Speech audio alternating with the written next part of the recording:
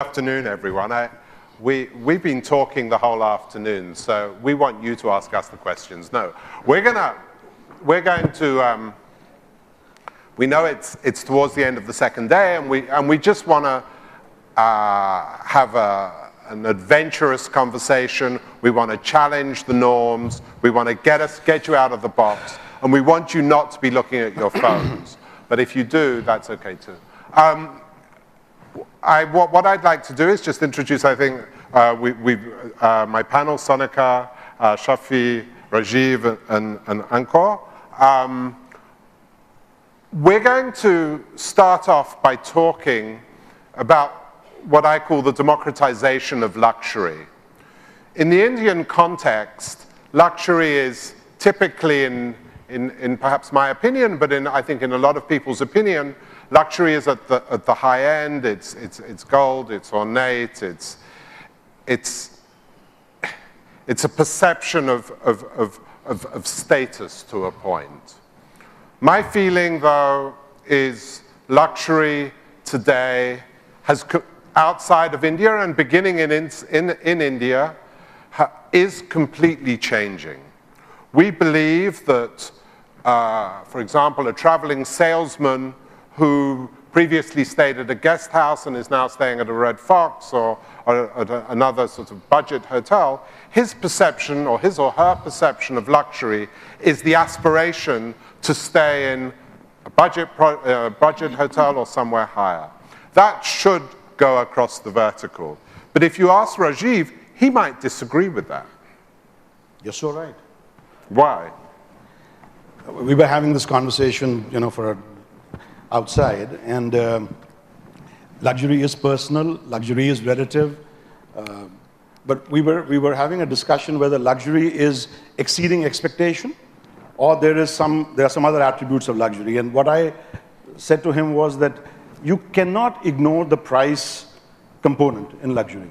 There has to be ultimately, if there's ambiguity, then it's best to apply the price filter. So you can't get luxury at $100 just because for a room, just because somebody was staying at an OYO and he moved on to whatever Holiday Inn Express. Ankur, do you agree with that? Well, partially, yes. If you were to look at the mathematical way of looking at luxury, that you need to get to a particular higher point. But I think the concept of luxury, aspirational, as you rightly said, and when we get to limited availability kind of in a situation, I think that what sort of draws a bit into luxury. Luxury across the world, even in luxury buying, has changed a bit. I mean, and I did that example in the afternoon. Adidas, they do line with Yeezys, with Pharrell Williams, etc., which actually sells initially in smaller lots. So that there is an aspirational value to actually get it, and there's a huge secondary market for that where you get to that particular price point afterwards. But having said that, I mean, if I were to give you an example of our hotels, of course, we're ranging anything from the smallest one with 14 keys, which we're opening in Rishikesh right now. And again, I mean, their room sizes are not to be talked about because obviously, according to Indian luxury standards, we aren't there. I mean, they're like 300 square feet of a room size, but we would be demanding that particular price level because it's limited inventory, and the kind of services, the kind of experience what we would provide across that with a complete austere look and a complete austere experience. I would still count that globally, and there've been examples like the Singita in South Africa as luxurious. Sonica? Well, I kind of agree and disagree a bit. Price may be a parameter, yes, but it is one of the few parameters which determines luxury. And also agree with the fact that luxury is relative. What may be luxury for you may not be luxury for me, and may not be luxury for someone else. I mean, even if I get out of the hotels, if I sit in a business class, it may be luxury because I was used to sitting in economy. For a person sitting in first class, it could be different. For someone who's actually used to a private jet, it could be different. So luxury is relative. But if we were to focus on hotels per se, in luxury, we are talking about the experience we're delivering. So building up a product which is probably, okay, I say I've spent about 6,000 rupees a square feet plus the cost of land and the works. That's just putting the structure in place. But the soul and the experience is which actually differentiates a luxury to a non-luxury property. And that's where I think the maximum part and bent really comes from.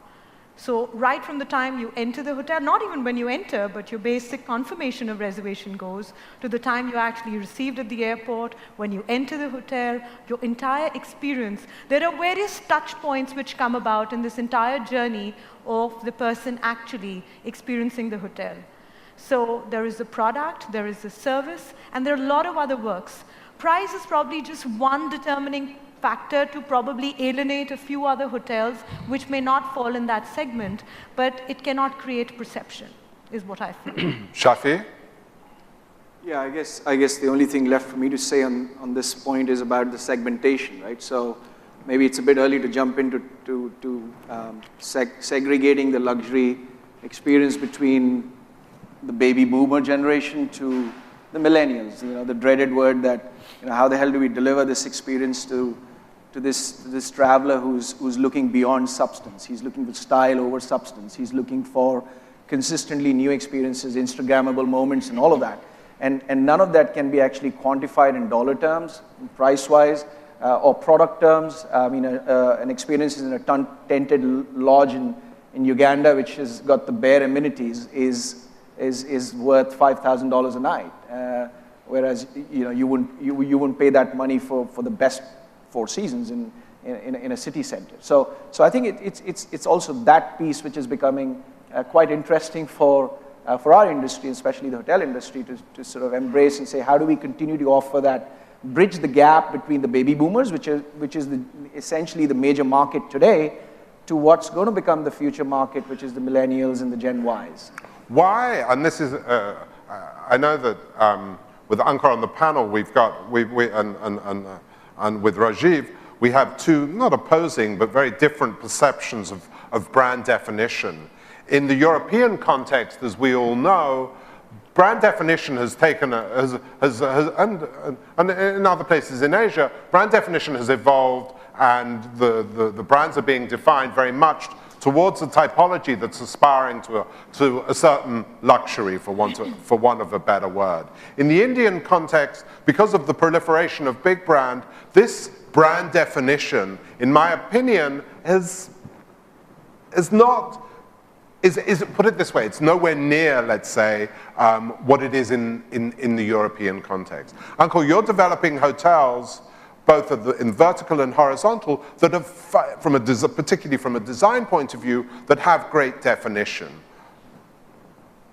You rightly said, and I think our brand, Roseate Hotels Resorts, is like 2 years old, and we are in the luxury segmentation. I mean, we won't sort of be in people ask you, are your hotel 5 stars? The definition of 5 stars is very different. I mean, I go to a 5-star hotel in Munich, which is limited inventory. Obviously my hotels are much better by any standards of all of them, whether they're Ritz-Carltons and the Mandarin Orientals there, because obviously, they're a bit tattered and a bit older. So again, the definition of that 5 luxury star scene. But coming back to that branding perspective, when we started doing Roseate, first of all, we wanted to get to that particular brand name, which you could relate to luxury, which is more, and that's why, that's... Is it luxury or aspiration? Well, it's a very good question you ask me, because we want to get to the aspirational level, but unless we don't define ourselves as luxurious, I don't think we'll get to that aspirational level. I think Leela has done a great job with that over those years of defining themselves first, and then it becomes aspirational from a traveler point of view. And I think, the good part about now is that with the internet and the social media being there the way it is, with Instagram defining a character or a picture which does that design differentiation, and which actually gets to a larger audience. I mean, millions and millions of travelers. Earlier, you used to have to get to a Condé Nast publication to get to that audience, but now you have social influencers to get to that particular point. But yes, I mean, first you create luxury, and again, it has to become aspirational as well, because at the end of the day, what is luxury? I mean, luxury is something which is not what is available to everybody else. It is something which you want to make a differentiation, whether it's a hotel room or a swimming pool experience or a spa or an eating experience, the whole 360-degree approach to all of that. Rajiv? I'll still go back. My intention was not that luxury is to be defined only by the price criteria. Okay. My point is that everything else, because luxury is aspirational, it is personal, these are all subjectives. So it's very subjective. The objectivity comes in with the price. The moment you say it's $1,000, I think the discussion stops. It would be luxury. So that was exactly my point of bringing in the price parameter, that it should be there. But in the definition of Leela over the years, of your brand over the years, is it evolving? Is the design evolving? Are the experiences evolving to a more discerning customer? Are you defining your experience according to what the brand is defining, or are you creating those experiences for the guests themselves? We are working hard towards curating unique experiences. That's really our endeavor, and you have to rediscover yourself all the time. You have to reinvent yourself all the time. How does that evolve the brand? Because it's so established, it's so, in a lovely way, traditional. How does the brand, how can you continue to evolve so you're more attractive to a younger audience? Okay, so our endeavor is that we want to provide value to our guest at a higher price point. So clearly, we are looking at a market premium. But our commitment is towards making sure that we are able to provide value at a higher price point. Right. Okay. I'll just give you an example of our property in Udaipur. It's a lovely hotel, and people come on the first day, and it's oh my God, they're taking beautiful pictures because it's a fairy tale setting, and they're looking at the chandeliers, the silver, all the physical attributes of the hotel. By day 2, they are looking at how much they are enjoying, that the shower pressure was fantastic, the coffee was just impeccable, etc., etc. Day 3, when they're leaving, the guest comments when we are eating are all pertaining to service. So clearly, it is the service element which ultimately outscores all the physical attributes. We have to remember that we are ultimately in the business of feelings. I mean, a great hotel is who makes his guests feel great. That's really where it all comes from.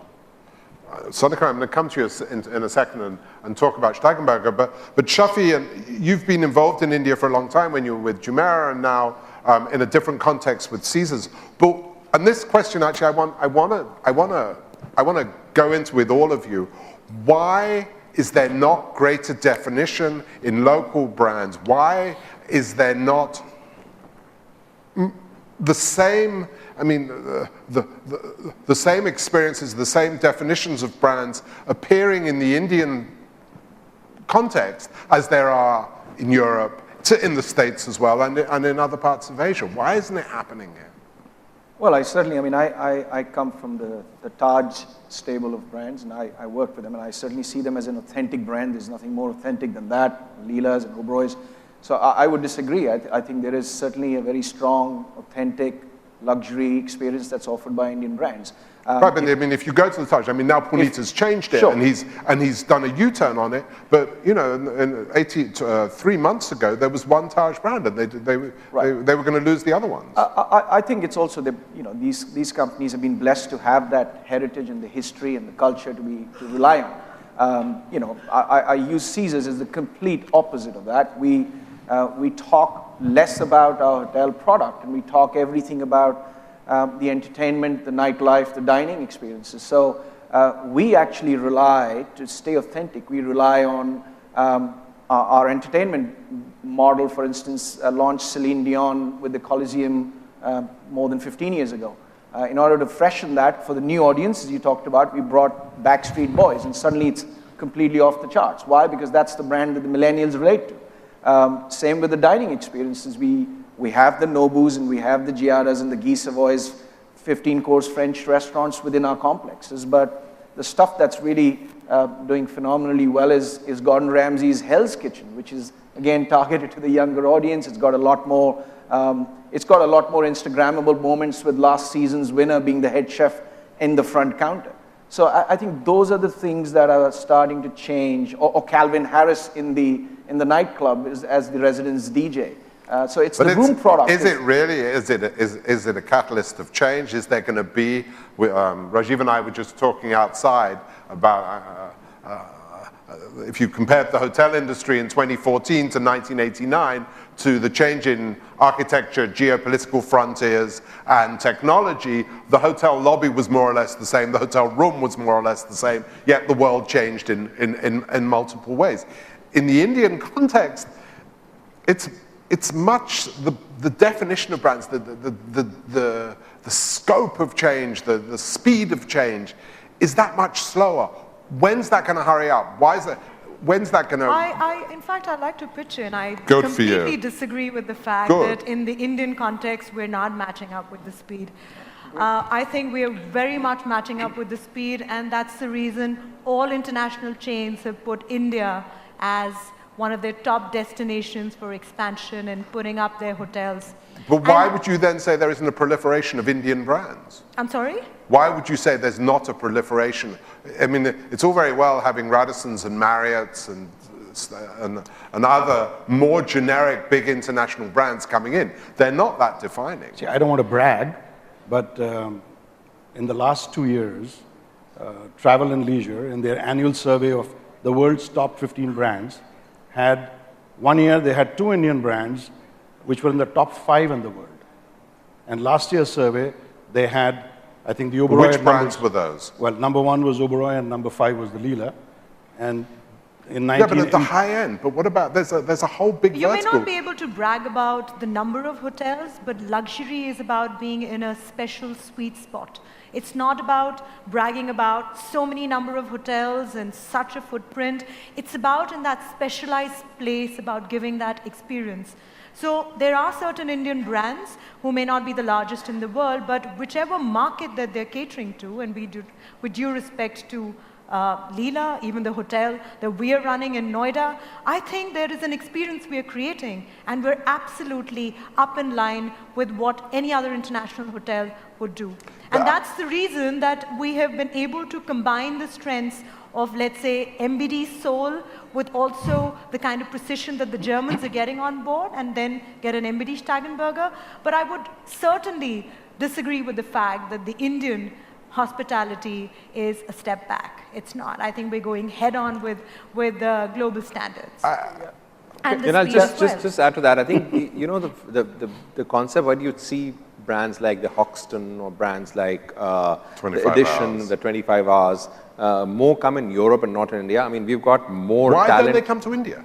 We've got more talent in India than there. But the problem in India is, and I'm putting it from my point of view, the development issue here with, first of all, cost of the land, cost of available capital, cost of doing so many things, and then eventually the market. I mean, I think that's a separate subject of what you'd have. The first, it's much easier for somebody to do something in Europe or UK or else part of the world to create these concepts. Second is, I don't know. Why though? I don't agree with. I don't agree with. I mean, on ground level, the issues for development in India are not that simple. Unfortunately, I mean, it's lots and lots of things which happen, which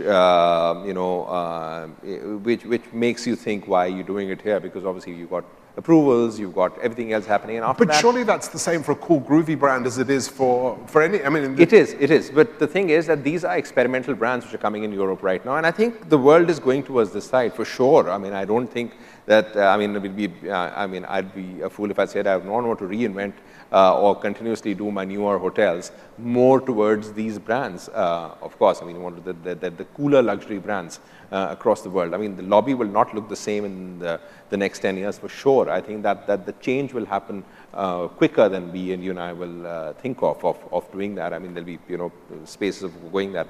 But these are architecture, again, and service standards will remain the same. In India, yeah, there are entrepreneurs, there are certain other smaller boutique properties which have done that as well. I mean, they're not on that global map as yet because the number of tourists who come to our country are not that much. The number of millennials who are traveling in our country are also the newer generation which is coming, and they want to go to these hip and cool places as well. There's a very nice concept in Delhi, if you were to pass by, called Cafe Dori. It's the guy who's done a new brand, but he's in a shed. I mean, he's in a village area, which was a mill earlier, because we don't have those spaces. And we're not developing new city centers. We're not developing new CBDs in India, which are catering to that particular audience. In Goa, probably yes, you'll get to certain of these newer, hipper places and things. But that is the future. That's the way you'd want to see it.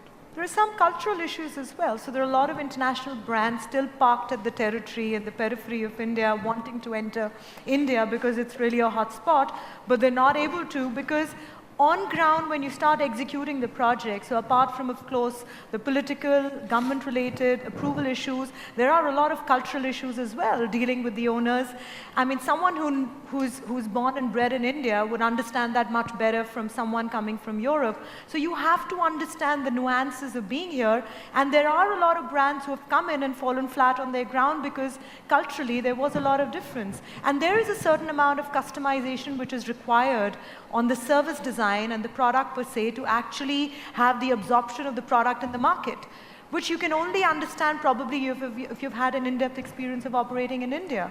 And so, because there are few or quite a few, in fact, failure stories, so there are certain brands just parked in, skeptical to enter India. Shafi, do you want to? Yeah, look, I think it's horses for courses. Every brand will look at India and look at a number of things, including the existing competitive landscape. We would look at how do we differentiate ourselves. And I still want to go back to the point of offering experiential luxury as opposed to traditional product-based luxury. I was reading the stats around the global personal luxury market. Today is about one third of what we buy as personal goods versus what's going to become in the future is going to flip down and become 2/3 of the experiential luxury market, which includes hotels, cruises, fine wine, gastronomy, and everything else. So clearly it's moving away from this sort of touch and feel substance-based products into the experiences. And hence, I think that's where the hospitality industry will evolve. And how do you guys see again, in the European and also the proliferation of shared working spaces, of different types of social spaces? How do you see that embracing the hospitality scene and the newer brands that are coming? I can say, for example, for my Rosegate house, I've got a cinema, I've got a theater. The only one which is a hotel, and so and when I sort of set that up, and again, the first day has been a bit of a struggle in actually populating it. But now that place has started to work very well for that particular hotel because it's actually driving more audiences coming in there of doing that. We are putting a shared office space concept right next to that, so that whole area can become like a club for its own means. But these are things. Obviously, I'm experimental. I'm not in that particular framework of doing anything or associated with a particular brand. I'm doing it my own, and that's why I'm doing that cinema and I'm doing that effort. And eventually, it's going to pay that off. And I'm sure there are other people across the globe who across India who are doing that as well. Rajiv, in the high-end space, not necessarily with Leela, but across the space, are you starting to see the lines blurring between traditional sort of room, restaurant, meeting space, whatever it is, luxury, the experience, to whether it's a different type of social space, a different type of shared working space, some sort of cafe? The fantastic idea with the cinema. Are you seeing that creep in? Will it creep in? Yes, it started to come in, But we have to understand that the landscape in India for luxury is so different for resort hotels and for city hotels. Right. For example, we have fabulous luxury, true international standard luxury hotels in resorts which are achieving rates of $700 to upwards of $700 to $1,000. Okay. But when it comes to city hotels, There is not a single hotel in India, in the metro, that does a rate of $350. So that's food for thought. Right, but in the urban context versus the urban, I want to come back to Okay, now going back to this, we've got to Yeah. understand that if we have 7 million tourists coming in here, numbers suggest that not more than 2 million would be really leisure Real tourists. tourists. I agree with you. Rest are all people which are corporate or non-tourists, non-leisure. I think it also relates to how cities have developed, right? The urban city centers have become so homogenized. Everything is cookie cutter, everything starts to look alike. And so people pay a premium to actually get away from that. So that's probably one way to explain that. And then, of course, the corporate tightening of belts ever since. No, the point I wanted to make really was that, the opportunity for experiential luxury is much greater at resorts. Yes. I mean, you open the list of top 25 hotels of the There'll world, you'll find 20 of the 25 will be luxury A resorts. resort, yeah. Right. Fair point. Just going So on we've got to your understand that question there's a different on, reality that works. Sorry. on the shared social space Sure. concept. Now that's a very important concept which has developed in a naive manner but hasn't been fully explored. Case in point, there were times when hotels were very inward looking. So it's about having the guest in the room, and whatever facilities that were there in a leaner fashion were meant for the house guest itself. But now this concept of having shared social spaces evolved into restaurants, doing fancy restaurants, experiential restaurants. Then it took up a pace of having the spa and the health club in hotels, which was meant to, again, only for the residents, now being opened up to qualified members. Then, of course, it's going a further level up, like what Ankur just said, getting cinema spaces. So I think a lot of hotels are thinking on that line to create differentiation between our hotel to another hotel next door, is how we can enhance the experience in the shared social space. But Sonica, how do which you... is extremely important. Sorry. How do you see, I mean, it's a fantastic point, but how do you see pre-existing hotels that are not going to change their brand, they're not going to change too much the positioning of their brand, how do you see them embracing these new ideas? First of all, the shared social space that will be actually conceptualized and delivered in the hotel will have the same positioning as the hotel demands. So if it's a 3-star, 4-star, 5-star, or luxury, it will not mean that if I'm coming up with a qualified food and beverage experience or a spa or a shared cinema space, the experience will be anything less than luxury. So the way I will be dealing with people in the spa will be of in a completely different level. It is not going to agitate the basic positioning and the fundamentals of the brand. But if there is a brand who thinks that by making these changes, they're going to be regimental onto their main core, they will start stepping back and lose the game. This is what I feel. You have to modify and change with the times. And if we're not able to do that, but not at the cost of positioning, then we will somewhere lose the race. This is how I feel. Shafi? Yeah, there's two things here about this social working space being embraced into hotels and their lobbies and public spaces. So without naming brands, there's one brand in particular that actually had to pay external models to come in and hang out in the lobbies to make it look like as if they had embraced the local neighborhood. Because by virtue of how we design our hotels, they are quite sort of non-inclusive. So they almost are, if you can afford it, you can walk in here. And that can be a big put-off when you're trying to get people to walk in, have a coffee, and work around. So I think some of the brands have done a great job in the recent times, but I think the existing structures simply don't allow you to do that. That's why you see a lot of the sort of public spaces being very much open and work spaces and places where you can sit down and not feel intrusive. Yeah, I think my point is, and Rajiv, I'm going to come to you in 1 second.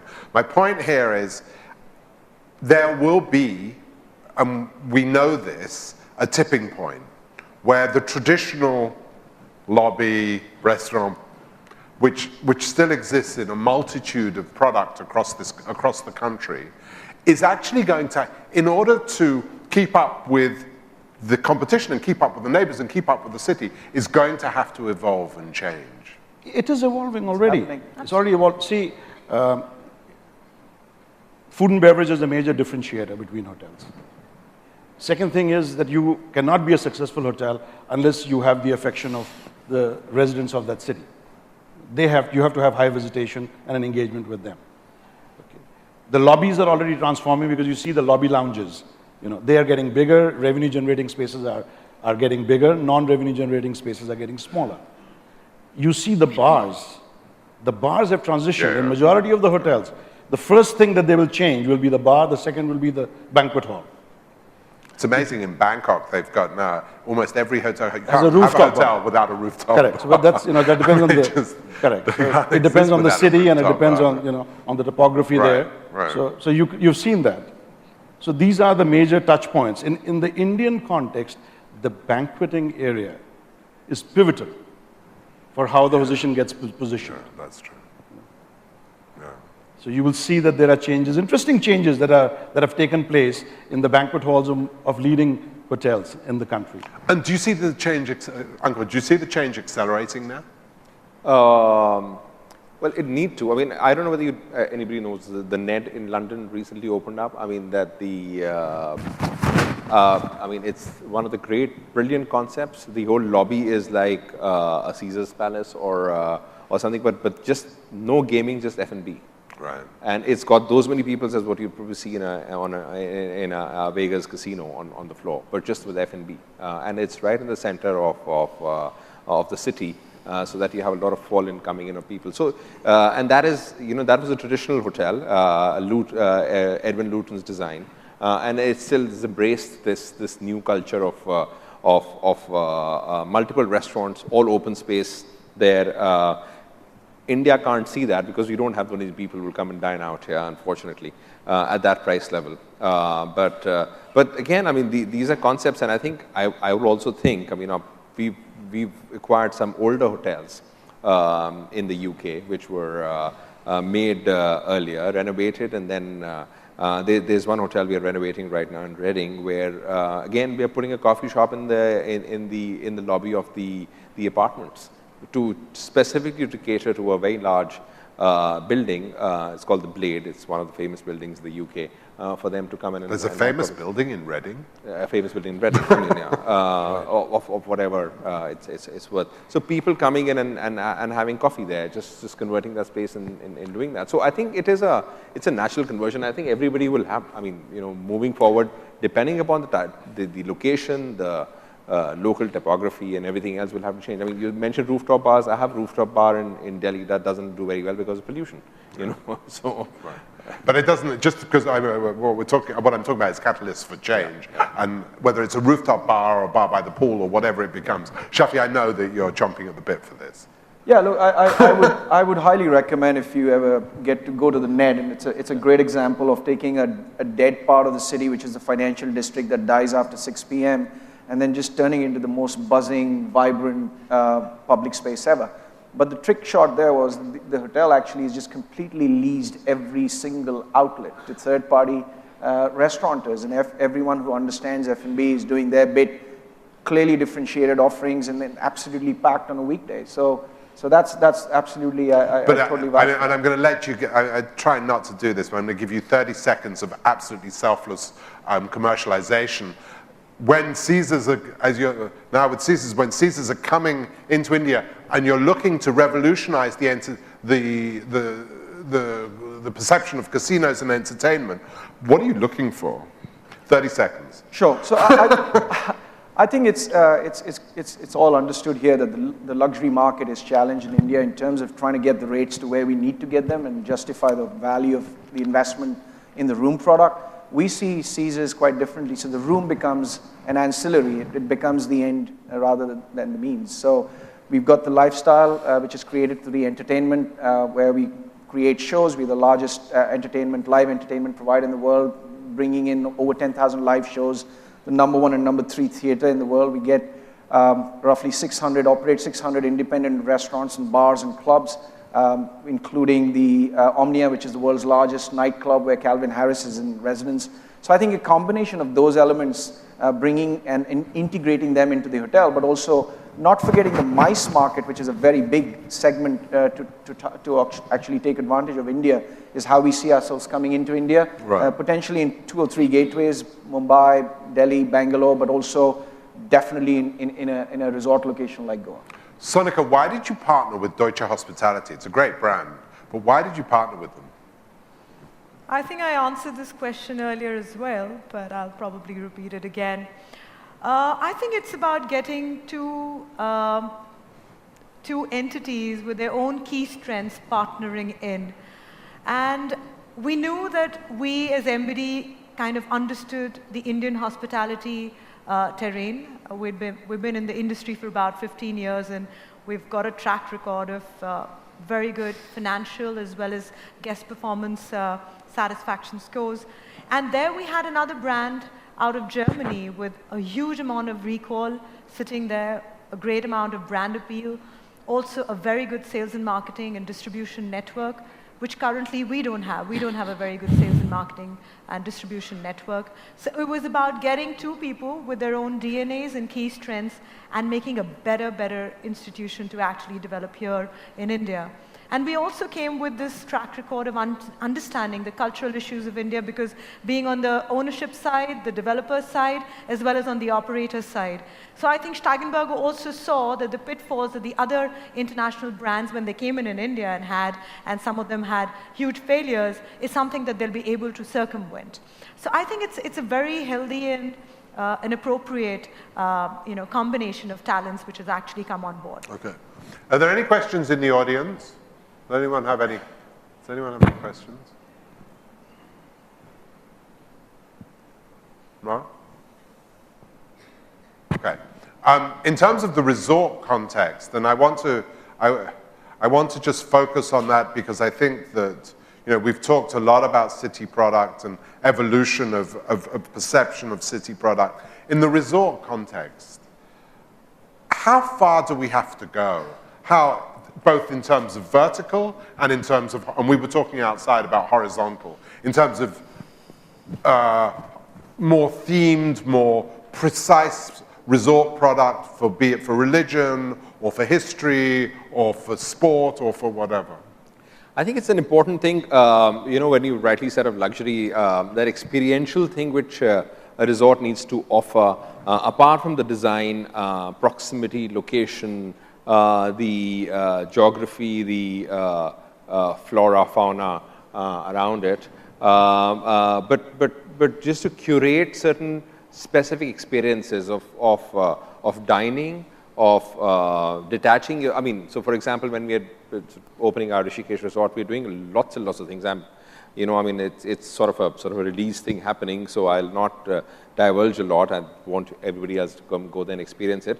But there are lots of curated things we are doing. For example, there's the Beatles ashram there, which has been dilapidated. So we are working together with the community locally to get that revived. We are working with the national park there, which is not in any of the wildlife circuits right now. Very limited amount of people actually get to that particular park. The Ganges particularly, the ceremonies there. So curation of all of that, which is a huge amount of tourists go there. The rafting bit as well, and the whole experiential thing around that is something which we are looking forwards now. The food, the local produce, everything organic. A lot of thought is actually going in doing that, and I'm sure. At the end of the day, any traveler, be it be seasoned or somebody who's coming into a domestic market, would realize that the whole concept has been well curated, and I think that's very, very important when you're doing a destination kind of a resort. In India, limited amount of those exists right now, but let's try. We want to make the first start of that. Rajiv? Yeah, basically, your guest is looking for an authentic experience, and a rich and an authentic experience. So what we try and do in our hotels is try and bring alive the sense of place. The destination elements come into through architectural elements, design elements, but try and enrich all of this into the guest stay and the guest experience. But in terms of opportunity, in terms of segmentation, in terms of vertical or horizontal, is there a huge opportunity in this area, in the resort area, more than in the urban area? You know, in India, we've just explored the tip of the iceberg. So there are just a handful of destinations. There are so many more that will be coming in. And authenticity is, you know, obviously it's the buzzword and it's become a cliche already, but authenticity in the Indian context just is, it's not even the tip of the iceberg, surely. In India, the challenge is accessibility. Yeah. The good news is that land is available. In metros, you have the land, availability of land parcels and their costs, you know, are barriers to development. Or shall we say... Entry. Yes. But when it comes to resort development, land is available. There are fantastic treasures to be discovered. The issue is only accessibility. Is that, Ankur, sorry, is that what's restricted It is. I mean, we owned this particular piece of land for the last 8-9 years, and we've decided to get it on now track the last 2 years. And I'm still not very sure because they're redoing the road, which is normally taking 30 minutes. It could take longer than that. I think there is an infrastructural issue there. But if a region becomes accessible, I think there is an audience coming there for sure. Sonica, in terms of the resort development, have you looked at that? Actually, in terms of the luxury traveler going to resort locations in India, there are very few resort locations available in India which are well connected in a manner that a luxury traveler finds it amenable to reach that place. So hence, as a corollary, you would have more aptitude and in the mid to the lower end in terms of resort products, because that would gel with the lifestyle of the user, because he or she can actually go there through a train link, through a road link. But a luxury traveler, because, pardon me for saying that, is slightly more lazy, snooty, needs the appropriate experience to reach the destination. So the absorption of the luxury resort is far lesser, and hence the propensity of growth in the lower and the mid-market, I feel, is far higher in the resort locations in India. Shafi? Yeah, I'll again try and kind of connect back to one of our brands which we have. It's called Flamingo. It's a retro chic, young, pink, trendy brand. And I think there's definite opportunity for that kind of upper mid-scale, entry-level upscale product which has both family entertainment as well as adult entertainment, great big pools. I think there's a definite opportunity to do that at that price point that you're talking about. That's definitely an opportunity. I mean, like initially, when there's a chain of resorts which came up 15 years back without taking the name, they expected that private charters would actually land in over there. But there were very few takers for it. It's only when the connectivity to these locations improved, that's when they actually started getting a lot of footfalls in the hotel and their occupancies and their areas improved. So hence, I feel the absorption in the lower and the mid-scale and products that may be launched in this area would do far, far better in India. Ankur? Same thing, I would just say, you know, in this, the Dehradun airport, which is recently opened up now, I think from Delhi airport to my resort, which is earlier, it used to be a 5 or 6 hour road travel time. Now it's less than 1 hour 20, 1 hour 30 from Delhi airport to my resort. Right. And I think that is what has enabled me now to put the investment in to get to to make it functional. Right. So I think that's very important. I think there's lots and lots of those destinations which are coming up now in our country, and I think that's where we would see growth in luxury. We've got about a minute left. I want to just ask, and no, I haven't told the guys this is what I want to do at the end of the session. In what area, if you were to, outside of your comfort zone, outside of each of your comfort zones, so outside of entertainment, outside of each of your comfort zone, where is the greatest growth opportunity that you're not really, that you haven't yet investigated? I don't believe I'm in a comfort zone as yet. I'm very young to be in a comfort zone. So I continue to invest in, and I'm continuing to invest in areas which is a bit outside my comfort zone on a regular basis. And thankfully, my investments which have happened with the 6 hotels we've got, with the 5 of them, the operations, have gone into a comfort zone now, or getting into a comfort zone. But I'm always looking to go out of that, and I think that's which area. Where would you look? Would you look in resort? Would you look high end, low end, budget, economy? What would you look? You know, between with the Roseate House in Delhi and the Roseate and the Roseate Ganges and elsewhere in the world, I've actually have all the formats there. One of the concepts which would, the Caesars, for example, I mean, that kind of development, 2,000 rooms, that is a bit outside my comfort zone right now, if I were to have a look at that. But that makes money as well. I mean, it's a great. It's a real opportunity. Absolutely, it's a real opportunity. I mean, in our country, for example, for luxury entertainment, hospitality entertainment, we don't have a theme park in our country of 1.3 billion people. I mean, it's incredible. There are 3 theme parks coming up right now in the Maldives, and none in India. Rajiv? For us, I think since we are determined to be in the luxury space, and there is a fantastic opportunity for resort development. Yeah. And with more airports being developed in the country, that opens new doors for some exciting new destinations. I believe. Shafi? It's a buzzword for us, artificial intelligence, and that's really what we've focused on. So we've got a live chatbot technology, which is an online concierge service that caters to 4,000 rooms in Caesars Palace, where someone can text and say, what's the Wi-Fi password, and ping comes back the answer. And I think we're trying to just move from that personalization of a concierge where you get 15 minutes of chat time to having that quick messaging. I was looking at a project in China last week, which was, I would say, 30% rested on AI. Completely. Unbelievable. And how it learns the technology as it moves forward. Unbelievable opportunity. Sonica? For me, we have, for the past 15 years, dealt with a 5-star or luxury. That's where we understand better as DNA on the hospitality vertical of ours. But I think if I were to get out of my comfort zone, which I'm already doing that, is investing in MBD Express, which is actually the bread and breakfast segment of hotel brands that we're launching in India. It's something that we haven't done for 15 years, but I think that's where the maximum growth is. And starting from the bottom of the pyramid, the Class D, E towns of India, which are the most difficult areas to actually bring up a product. That's where, And if I was to completely indulgently ask myself that question, I would say in cool, longer stay. In cool, much more personality-driven, longer stay product, there's a tremendous opportunity.